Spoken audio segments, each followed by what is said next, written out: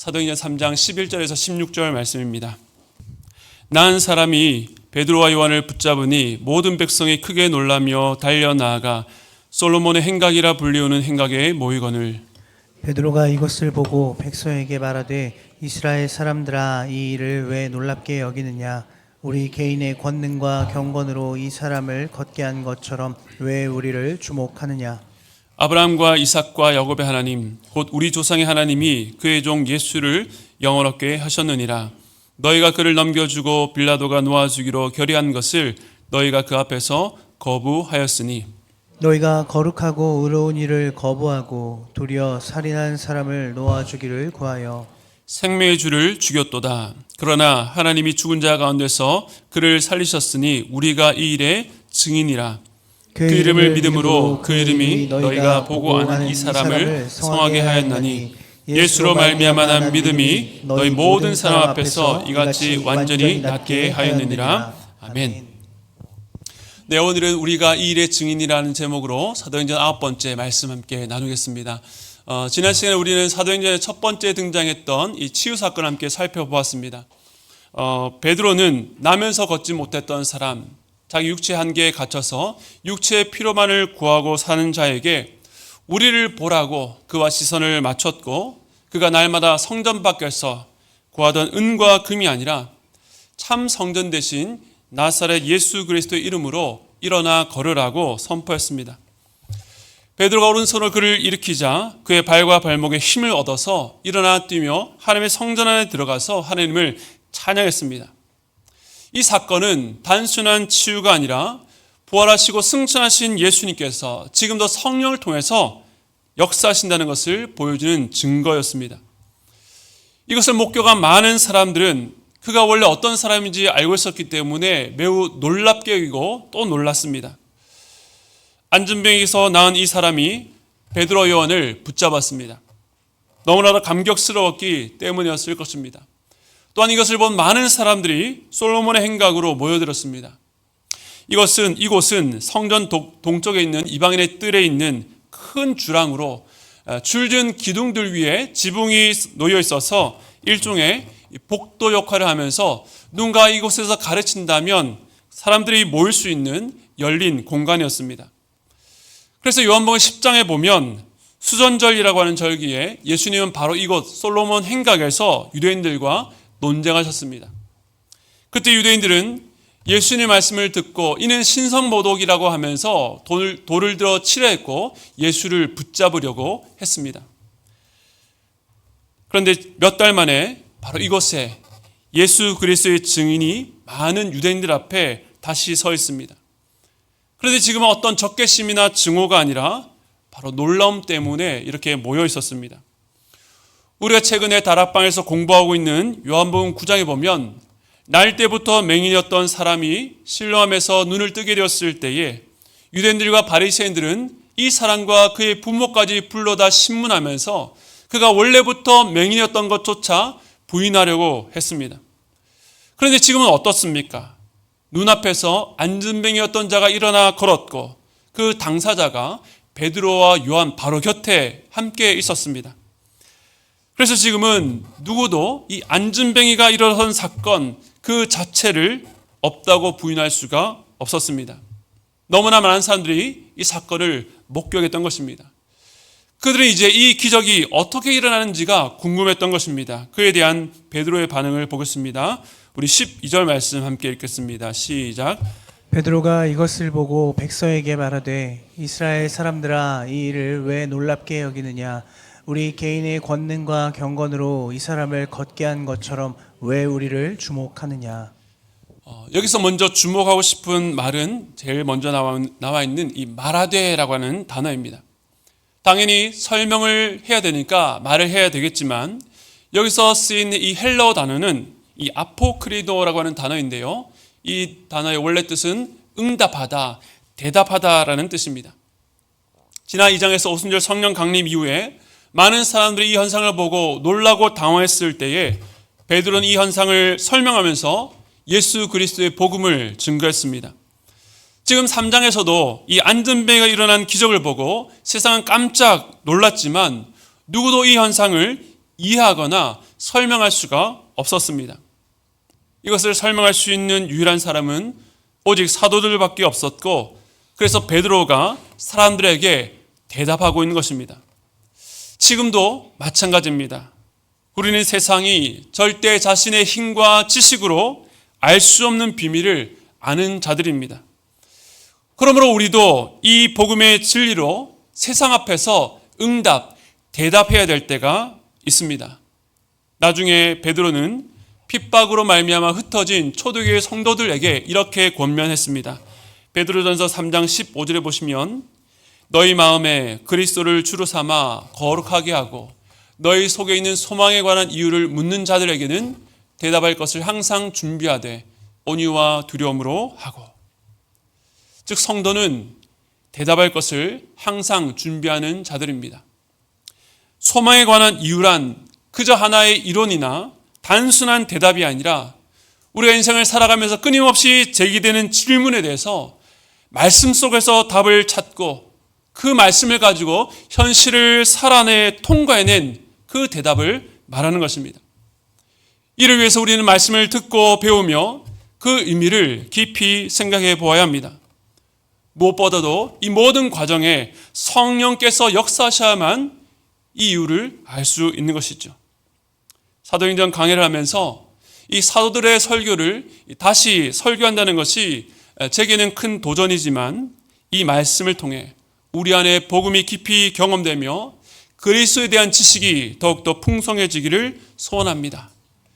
그러므로 그 풍성해진 지식을 가지고 이 세상이 답할 수 없는 문제 앞에서 대답할 것을 항상 준비하는 여러분 되시기를 축복합니다. 다시 본문으로 돌아가서 베드로는 무리들에게 먼저 두 가지 질문을 던졌습니다. 이 일을 왜 놀랍게 여기느냐? 그리고 왜 우리를 주목하느냐? 이 두 가지 질문을 던진 이유는 결국 이 사람들의 오해 때문이었습니다. 지금 모인 무리들은 베드로와 요한이 이 안전뱅이를 일으켰다라고 착각한 것이죠. 이제 첫 번째 질문부터 생각해 보겠습니다. 이 일을 왜 놀랍게 여기느냐? 사실 나면서 못 걷던 자가 갑자기 일어나 걷게 된 것을 보았다면 당연히 놀랄 일인데 베드로는 그런 반응에 대해서 꾸짖듯이 반문했습니다. 아빠가 무거운 물건을 한 손으로 번쩍 들면 어린 자녀들은 아빠가 힘이 세다고 대단하다고 놀라워합니다. 그런데 아이가 자라서 힘이 생기면 그것이 그리 놀랄 만한 일이 아니라는 것을 깨닫게 됩니다. 지금 이 사람들이 목격한 기적도 분명 사람들 입장에서 보면 놀라고 놀랄 일이었지만 하늘의 권세와 능력을 가지신 예수님, 없는 것을 있게 하시는 창조주께서 장애를 온전케 하신 것, 걷지 못하는 자를 일으킨 것은 사실 전혀 놀랄 일이 아니었습니다. 왜냐하면 전능하신 하나님께는 지극히 작은 일이었기 때문입니다. 하지만 무리들은 이것을 사람이 했다라고 생각하니까 깜짝 놀란 것이죠. 그래서 베드로는 다시 한번 안타까운 마음으로 그들에게 반문했습니다. 우리 개인의 권능과 경건으로 이 사람을 걷게 한 것처럼 왜 우리를 주목하느냐? 우리가 하나님의 일이 드러나는 자리에서 가장 흔히 범하는 실수는 그 역사를 이루신 하나님을 놓치고 눈앞에 있는 사람을 주목하는 것입니다. 사람들은 눈에 보이지 않는 하나님보다 눈에 보이는 사람을 의지할 때가 참 많습니다. 신앙의 부모님, 선배, 혹은 자기를 지도하고 말씀을 전해주셨던 그 목회자를 말로는 그렇게 표현하지 않겠지만 실제적으로 보면 그 주님보다 훨씬 더 의존하며 신앙생활을 할 수가 있다는 것입니다. 참 안타까운 것은 극히 일부겠지만 목회자들이 자신의 위치를 하나님과 비슷한 위치까지 올려 세우면서 성도들을 그 사람의 권위 아래 매이게 하는 것을 볼 때입니다. 그런데 그렇게 사역하는 목회자들도 잘못이지만 우리 성도들 역시 목회자에 대한 잘못된 관점으로 그와 같은 흐름들을 교회 안에서 더 강화시킬 수가 있는 것입니다.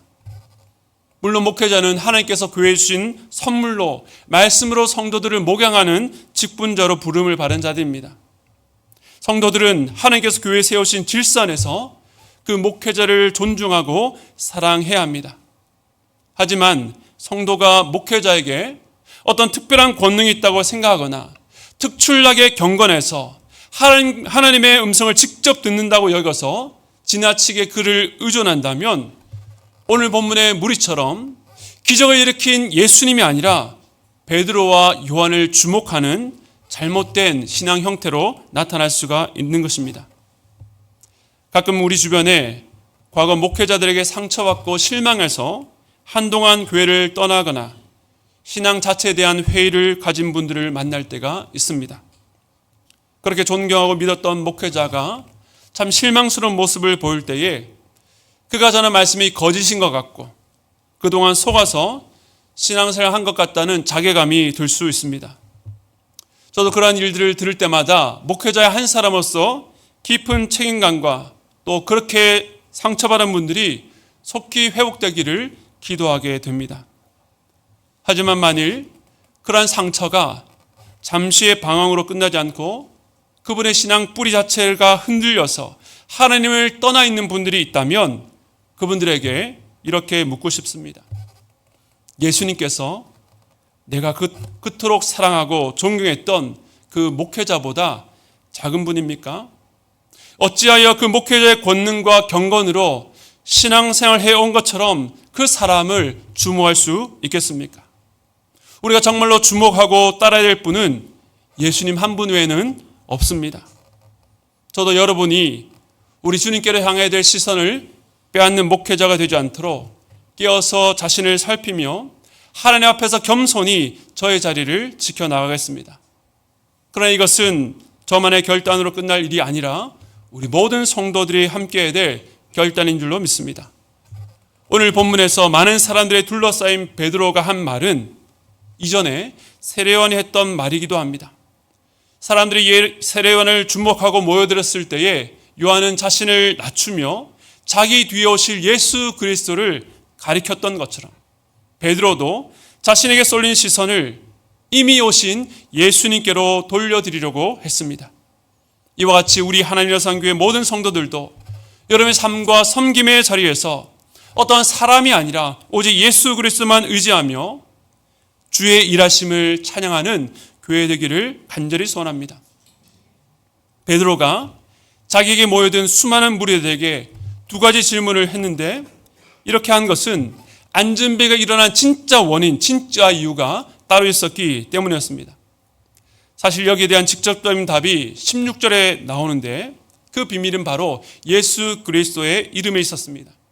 그러니까 12절 질문 다음에 바로 16절로 이어져도 내용적으로 볼 때, 흐름으로 볼 때 전혀 문제가 없는데 베드로는 그 사이에 13절에서 15절까지 말씀을 통해서 왜 예수 그리스도의 이름에 이토록 놀라운 권능이 있는지를 우리에게 가르치고 있습니다. 이 말씀들은 예수님이 우리에게 누구신지 우리에게 알려줍니다. 지난 2장 설교에서도 베드로는 예수님의 생애와 십자가 죽음, 부활과 승천을 통해서 예수님이 우리의 주와 그리스도가 되신다는 사실을 선포했습니다. 특별히 마지막 승천 부분에서 하나님께서 오른손으로 그를 높이셨다는 말씀은 왕의 즉위식과 같다라고 말씀을 드렸습니다. 즉 예수님은 이 땅 가운데 참된 왕으로 오셨습니다. 그리고 오늘 본문에서 소개하는 예수님을 보면 주님의 또 다른 직분을 연상케 합니다. 그러면 베드로가 소개하고 있는 예수님, 그의 이름들이 무엇인지를 하나씩 살펴보겠습니다. 우리 13절 말씀 함께 읽겠습니다. 시작. 아브라함과 이삭과 야곱의 하나님 곧 우리 조상의 하나님이 그의 종 예수를 영화롭게 하셨느니라. 너희가 그를 넘겨주고 빌라도가 놓아주기로 결의한 것을 너희가 그 앞에서 거부하였으니. 아멘. 핵심은 하나님이 예수님을 영화롭게 하셨다는 것입니다. 그런데 여기서 그 하나님에 대해서 아브라함과 이삭과 야곱의 하나님이라고 하는 것은 그 예수님을 영화롭게 한 분은 너희와 상관없는 신이 아니라 너희 조상들의 하나님, 곧 너희가 믿는 하나님이라는 것을 강조하기 위해서입니다. 그렇다면 그 하나님께서 예수님을 영화롭게 하셨다는 것, 그를 높이시고 그에게 영광을 주셨다는 것은 무엇을 의미할까요? 하나님의 영광은 그저 화려하고 떠들썩한 규모가 아니라 바로 하나님의 뜻이 이루어지는 것입니다. 예수님께서 이 땅에 계실 때에 하나님의 일에 순종하여 그 일을 이루실 때에 그것이 하나님께 영광이 되고 그 하나님께서 예수님을 영화롭게 한다라고 말씀하셨습니다. 즉 아브라함과 이삭과 야곱에게 주신 약속이 예수님을 통해서 성취되었다는 것을 의미합니다.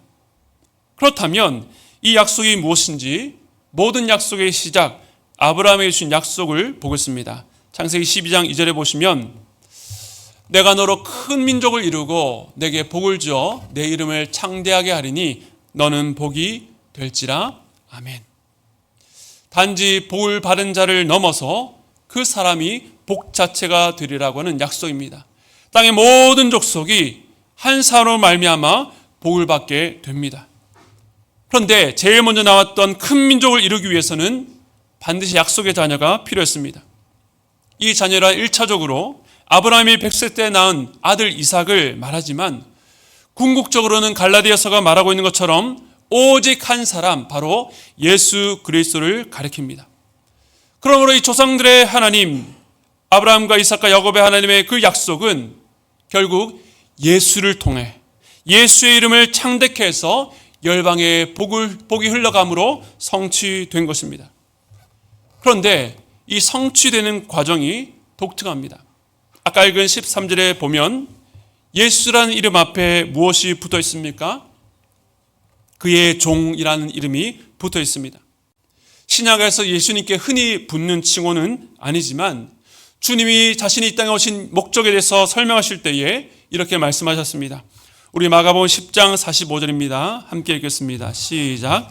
인자가 온 것은 섬김을 받으려 함이 아니라 도리어 섬기려 하고 자기 목숨을 많은 사람의 대속물로 주려 함이니라. 아멘. 주님은 세상의 왕처럼 사람들을 위해 군림하고 많은 사람들의 섬김을 받으러 온 것이 아니라 종과 같이 우리를 섬기러 오셨습니다. 그래서 예수님은 마지막 날 밤에 제자들의 발을 씻기셨고 십자가에서 자기 목숨을 많은 사람의 대속물로 주신 것입니다. 이처럼 섬김의 종으로 오신 예수 그리스도. 그런데 이것은 주께서 이 땅에 오기 훨씬 전 선지자를 통해서 주신 예언의 말씀이기도 했습니다. 이사야 52장 13절부터 53장까지는 고난받는 종의 노래라고 불립니다. 이 말씀은 장차올 메시아에 대한 예언인데 이 노래의 첫 시작이 이렇습니다. 이사야 52장 13절 말씀에 보라 내 종이 형통하리니 받들어 높이 들려서 지극히 존귀하게 되리라. 오늘 본문 아까 읽었던 13절 말씀처럼 하나님께서 그의 종 예수를 영화롭게 하셨다는 말씀과도 일치합니다. 그런데 이 이사야 말씀 이후에 이어지는 말씀들을 보면 이 형통, 이 존귀라는 말과 전혀 어울리지가 않습니다. 즉 하나님의 종 메시아는 누가 봐도 권능과 권세가 있는 위험찬 모습으로 온 것이 아니라 연한 순같이 마른 땅에서 나온 뿌리 같아서 오히려 사람들에게 멸시를 당했다고 노래합니다. 그가 찔림은 우리의 허물 때문이요 그가 상함은 우리의 죄악 때문이라는 말씀도 바로 이 노래에 있습니다. 즉 메시아는 세상에 전혀 기대하지 않는 모습으로 오셔서 온갖 고난을 당하셨지만 하나님께서 그 종을 높여 존귀하게 하셨습니다. 그 종이 자신의 영혼을 제물로 드려서 많은 사람을 의롭게 하며 그들의 죄악을 친히 담당하셨기 때문입니다. 정말 이 말씀처럼 예수님께서 이 땅에 오셨을 때에 사람들이 어떻게 했습니까? 13절 하반절 말씀처럼 사람들이 예수를 넘겨주고 빌라도가 놓아주기로 결의하는 것을 거부했습니다. 복음서를 보면 알 수 있는 것처럼 빌라도가 예수를 신문했을 때 신문하면 신문할수록 그에게 죄가 없다는 것이 더욱더 분명해져서 사람들 앞에 나가서 3번이나 무죄라고 선언했습니다. 하지만 유대인들은 그렇게 하면 당신은 가이사의 충신이 아니라고 위협하면서 그 결의와 판결을 거부하고 말았습니다. 오늘 본문에 이어지는 말씀에서도 베드로는 계속 예수님이 누구신지 드러내는 한편 유대인들의 죄악에 대해서도 갈수록 더 정당하게 드러냅니다. 사도행전 3장 14절 보겠습니다. 함께 읽겠습니다. 시작. 너희가 거룩하고 의로운 일을 거부하고 도리어 살인한 사람을 놓아주기를 구하며. 여기서도 예수님의 이름이 나옵니다. 거룩하고 의로우니.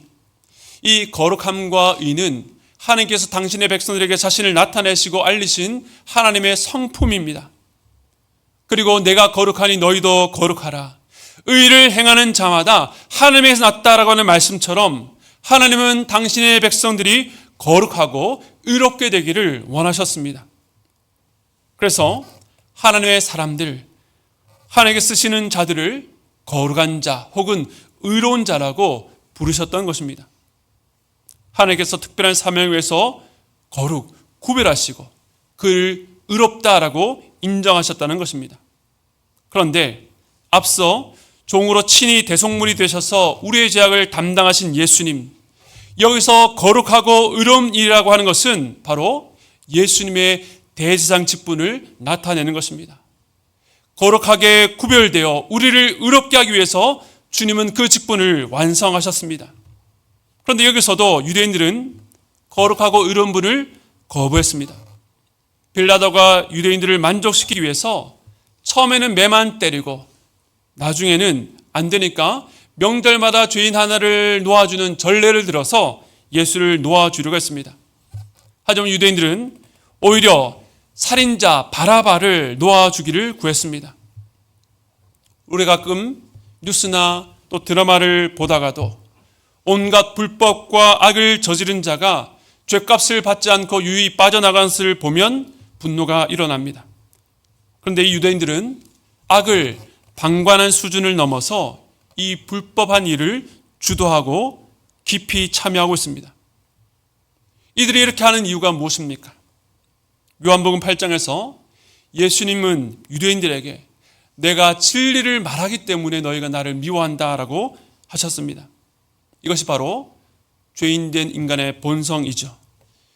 죄인은 진리라서 싫어하고 거부합니다. 자신의 어둠, 거짓, 죄악이 드러나는 것이 싫어서 같은 죄인들끼리 서로 죄 짓는 것을 괜찮다라고 말하면서 위안 삼습니다. 그런데 이러한 거부가 끝내 파국을 맞게 되는데요. 우리 사도행전 3장 15절 말씀 함께 읽겠습니다. 시작. 생명의 주를 죽였도다. 그러나 하나님이 죽은 자 가운데서 그를 살리셨으니 우리가 이 일의 증인이라. 아멘. 여기서 예수님의 또 다른 이름이 등장합니다. 예수님은 생명의 주십니다. 여기서 주라는 말은 이 주인이라는 뜻과 함께 창시자, 기원자라는 의미도 함께 있습니다.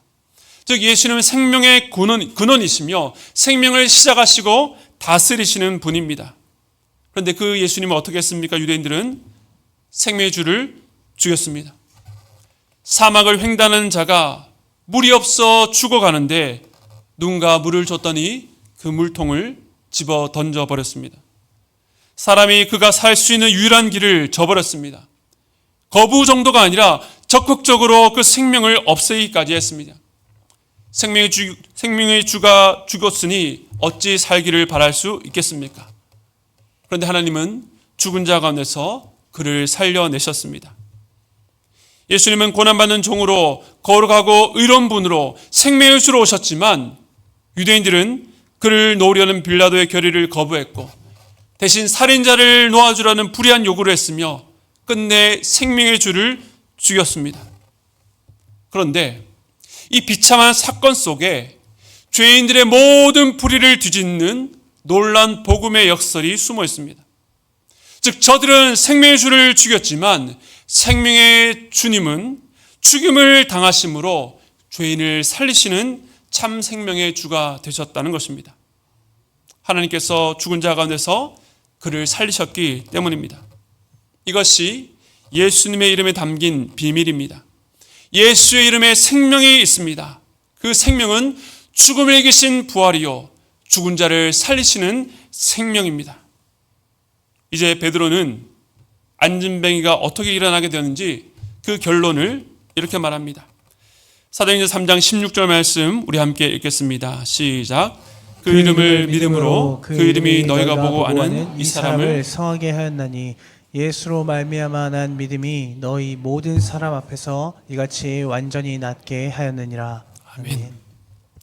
유대인들은 예수를 거부하고 죽였지만 우리는 그 이름을 믿음으로 그 이름이 이 사람을 성하게 했다는 것입니다. 그런데 이 성하게 했다는 단어는 앞서 안전뱅이가 일어날 때에 발과 발목이 곧 힘을 얻었다라고 할 때 쓰였던 단어와 같습니다. 즉 예수 이름의 능력이 한 번도 사용하지 않았던 발과 발목에 힘을 주셨습니다. 참 놀랍고 신비한 일입니다. 그런데 여기서 말한 예수의 이름이라고 하는 것은 열려라 참깨와 같은 주술적인 주문이나 비밀번호와 같은 말이 아닙니다. 주문과 비밀번호는 비인격적이요 기계적입니다. 내가 어떤 상태이든지 그 대상과 아무런 관계를 맺을 필요도 없고 그냥 정해진 입력값을 넣으면 자동적으로 결과가 나오는 것이죠. 그런데 예수 이름을 선포한다는 것은 그런 차원이 아닙니다. 우선 예수의 이름이라고 하는 것은 단지 이름만을 부르는 이름만을 의미하지 않습니다. 성경에서 이름은 단지 이름만이 아니라 그 대상의 본질, 정체성을 의미합니다. 아브라함이 열국의 아비인 아브라함으로, 사레가 열국의 어머니인 사라로, 야곱이 하나님과 겨루 이었다는 뜻의 이스라엘로 바뀐 것은 하나님 안에서 그들의 정체성과 존재가 변화되었다는 것을 의미합니다. 즉 이름은 그가 누구인지를 나타내며 그 사람의 전부 존재됨을 말합니다. 그러므로 이 사람을 완전히 낫게 한 예수님의 이름은 예수님이 누구신지와 깊이 연결되어 있습니다. 오늘 말씀에 드러난 예수님은 고난받는 종이요 거룩하고 의로운 자로서 생명의 주가 되신다는 것입니다. 자신이 죽어 우리를 살리신 이 생명의 능력이 안진뱅이 위에 임했습니다. 불구였던 그의 몸이 온전케 된 것처럼 예수의 이름은 아무 소망 없고 틀어지고 왜곡된 한 영혼을 온전케 하는 생명의 능력입니다. 그러면 어떻게 예수의 생명을 경험할 수 있습니까? 어떻게 하면 예수 안에 있는 이 생명의 능력이 우리의 생명이 되겠습니까? 16절 다시 한번 보시면요. 그 시작에 그 이름을 믿음으로라고 시작합니다. 그 이름이 이 사람을 성하게 했습니다. 즉 그 이름을 믿는 자, 예수님에 대한 믿음을 통하여 이 생명을 누릴 수 있고 다른 일을 일으킬 수 있다는 것입니다. 베드로는 예수 생명이 없는 이 안전뱅이를 보았고 자기 안에 있는 예수 생명, 그 이름에 담긴 그 풍성한 내용을 믿음으로 선포한 것입니다. 그런데 이 안전뱅이의 경우를 보면 본문에서 그의 믿음에 대해서 명시적으로 드러나지 않습니다. 하지만 이 안전뱅이는 우리를 보라고 할 때에 눈을 돌리지 않고 보았습니다. 그리고 예수의 이름으로 일어나 걸으라는 말을 들었을 때에 쓸데없는 소리라고 무시하거나 거부하지 않고 베드로가 오른손으로 일으켰을 때에 그것을 의지하며 자신의 발과 발목에 힘이 들어온 것을 생전 처음으로 경험하게 되었습니다. 그래서 16절 하반절에 보면 예수로 말미암아 난 믿음이 이같이 완전히 낫겠다라고 말씀합니다. 여기서 예수로 말미암아 난 믿음이란 예수를 통해 난 믿음, 예수로부터 시작된 믿음을 말합니다. 즉 16절 시작하면서 처음에 나왔던 예수의 이름을 믿는 믿음과 예수로 말미암아 난 믿음은 서로 다른 것이 아닙니다. 베드로는 예수를 직접 만나고 공생의 가운데 주의 가르침을 직접 들었습니다. 십자가 앞에서 주님을 부인했다가 부활하신 주님을 다시 만나 사명을 받았습니다.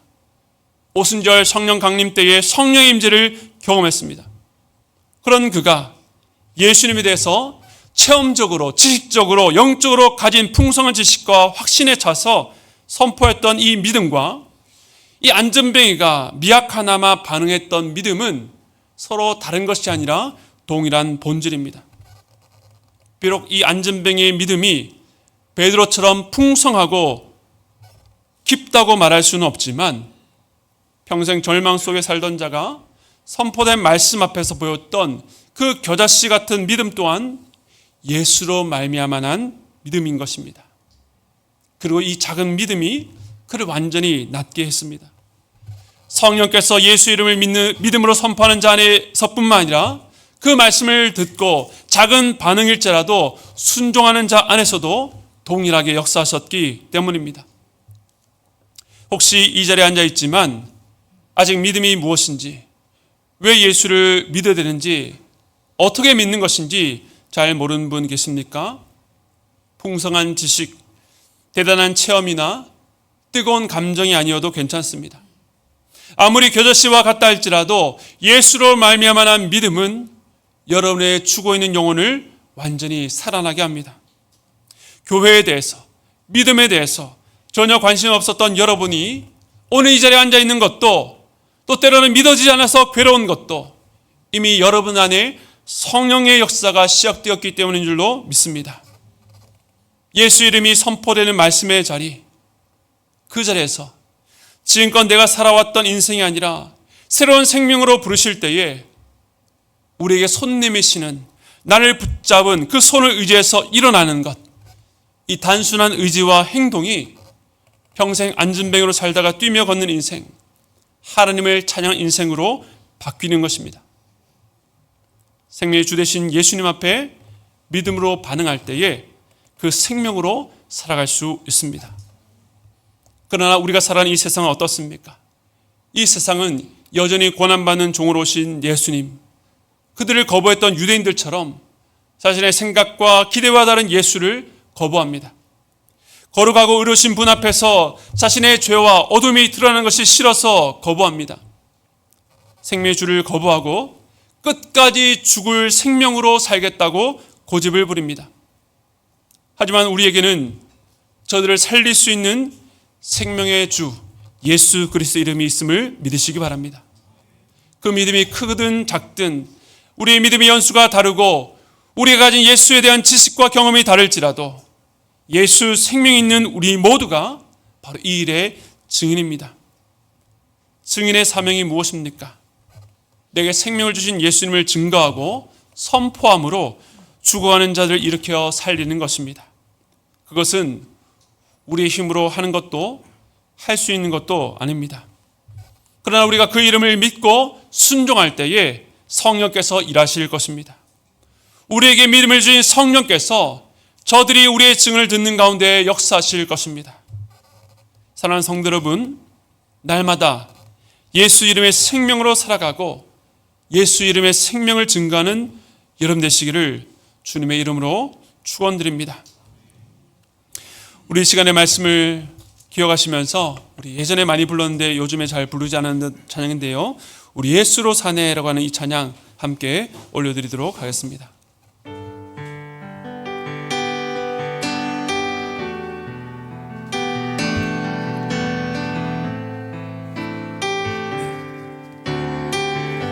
알 수 없는, 보이지 않는, 알 수 없는, 보이지 않는, 끝도 없는 막막한, 디딜 곳도 머물 곳도, 디딜 곳도 머물 곳도, 쉴 곳도 없는 삶, 이 어둠 속 암흑 한가운데를 홀로 바라보시는 분, 아무도 없는 이곳으로 다가오시는 그 한 사람, 예수 예수 예수 예수 예수 살리시는 분, 예수 예수 예수로 우리 처음부터 다시 한 번 더 고백했습니다. 알 수 없는, 알 수 없는, 보이지 않는, 끝도 없는 디딜 곳도 머물 곳도 디딜 곳도 머물 곳도 쉴 곳도 없는 삶 이 어둠 속 가득한 가운데를 홀로 바라보시는 분 아무도 없는 이곳으로 다가오시는 그분이 누구십니까? 예수 예수 예수 예수는 살리시는 분입니다. 살리시는 분 예수 예수 예수 이것을 믿는 분 함께 고백했습니다. 예수로 사네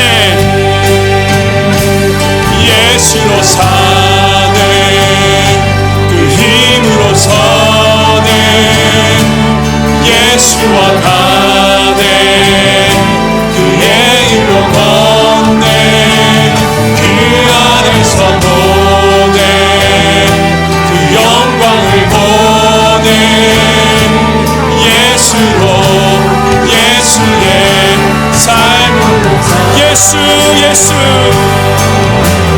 예수 예수 예수 살리시는 분 예수 예수 예수로 예수로 사네 그 힘으로 서네 예수로 사네 그 힘으로 서네 예수와 가네 그의 길로 걷네 그 안에서 보네 그 영광을 보네 예수로 예수의 우리 큰 목사 함께 고백했습니다. 예수 예수 예수 예수 예수 살리시는 분 예수 예수 예수로 우리 마지막 고백했습니다. 예수 예수 예수 예수 예수 살리시는 분 예수 예수 예수로 예수의 삶으로 사네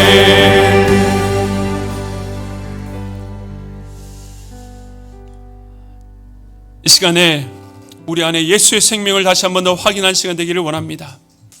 여러분의 지혜와 여러분의 경험과 여러분이 살아왔던 삶으로 살아가는 것이 아니라 주님 우리 안전뱅이처럼 나는 스스로 일어날 수 없는 자입니다. 그것이 날 때부터 나의 인생이었습니다. 내 힘으로 할 수 없습니다라고 할 그때에 우리에게 들려지는 음성 은과 금은 없어도 나사렛 예수 그리스도 이름으로 일어나 걸으라. 그 말씀이 선포될 때에 한 번도 걸어보지 않았지만 그 예수 이름을 붙잡고 일어나길 원합니다. 그 예수의 생명으로 살기를 원합니다. 그렇게 고백하는 여러분 되시기 바랍니다. 오늘 이 찬양의 가사처럼 알 수 없는 보이지 않는 끝도 없이 막막한 인생을 걸어가는 분 계십니까? 디딜 곳도 머물 곳도 쉴 곳도 없는 인생을 살아가고 있습니까? 그 암흑 가운데에 오늘 여러분을 주목하시고 바라보시는 분이 계십니다. 그분은 바로 예수 그리스도.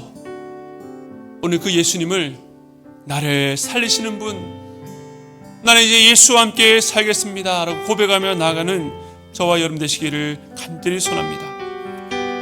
여러분의 힘으로 살아가는 인생이 아니라 그 예수를 의지하며 살겠다고 결단하며 다짐하시며 주 앞에 나가기를 원합니다.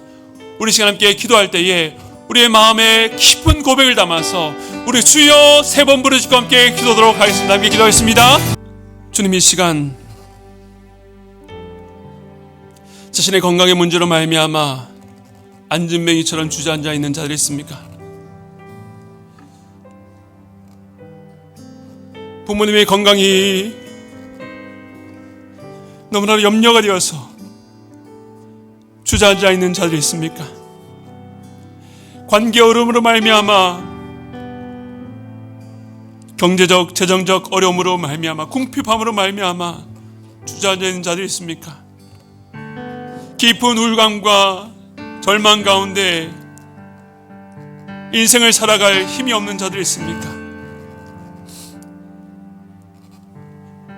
사랑하는 가족 위해서 기도하지만 그들이 끊임없이 예수를 거부하고 살아가는 그 안타까움 때문에 주저앉아 있는 자들이 있습니까? 이 시간에 나사렛 예수 그리스도로 이름으로 일어나 걸으라. 오늘 그 말씀이 우리의 죽어가는 영혼에게, 우리의 주저앉아 있는 영혼에게 일어날 힘을 주시기를 간절히 소원합니다. 그 예수 이름 안에 있는 부활의 능력, 생명의 능력, 죽은 자를 살리시며 죽음을 정복하신 그 생명의 능력이 오늘 우리 가운데에 한 줄기 빛이 되게 하시고 겨자씨와 같은 믿음이 있지라도 그 믿음을 붙들고 일어설 수 있는 힘을 주시기를 간절히 소원합니다. 생의 의미를 찾고자 하나 왜 살아가야 되는지 모르는 그 자에게 빛을 비춰주시고 예수 생명으로 살아날 수 있도록 붙잡아 주시옵소서. 발 디딜 것 없는, 숨 쉴 것 없는 그 인생 가운데에 예수로 살아가는, 예수와 함께 동행하는 그 복을 허락하여 주시옵소서. 주여, 우리 주변에 둘러싼 환경이 그 고난이 문제가 아니라 오늘도 우리에게 베푸시는 그 주님을 외면하는 우리 안에 있는 그 불신의 씨앗, 그 뿌리가 문제인 줄로 믿사오니 주의 시간 우리를 불쌍히 여기셔서 우리 안에 믿음을 일으켜 주시옵소서. 그 믿음으로 날마다 그 예수 생명을 경험하며 그 힘으로 살아갈 수 있도록 붙잡아 주시고 이제는 일어나 죽어가는 영혼들에게 내가 살아났던 것처럼, 내가 죽은 자처럼 살다가 살아나는 것처럼 당신도 일어나 걸으라고 일의 증인으로 살아갈 수 있도록 우리를 주의 증인 삼아 주시옵소서. 그 이름을 선포하는 곳마다 성령에서 역사하셔서 죽은 자가 살아나는 놀라운 역사가 일어날 수 있도록 도와주시옵소서.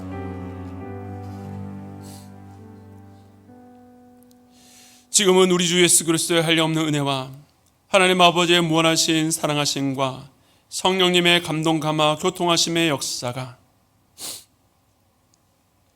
나사렛 예수 그리스도 이름으로 일어나 걷겠다고, 내 힘으로 사는 것이 아니라 사람을 의지하고 사람 바라보며 사는 것이 아니라 오직 예수님만 바라보며 살겠다고 결단하는 주님의 귀한 성도들과 일에 증인된 모든 성도들 위해 지금으로부터 영원토록 함께 있기를 축원드리옵나이다. 아멘.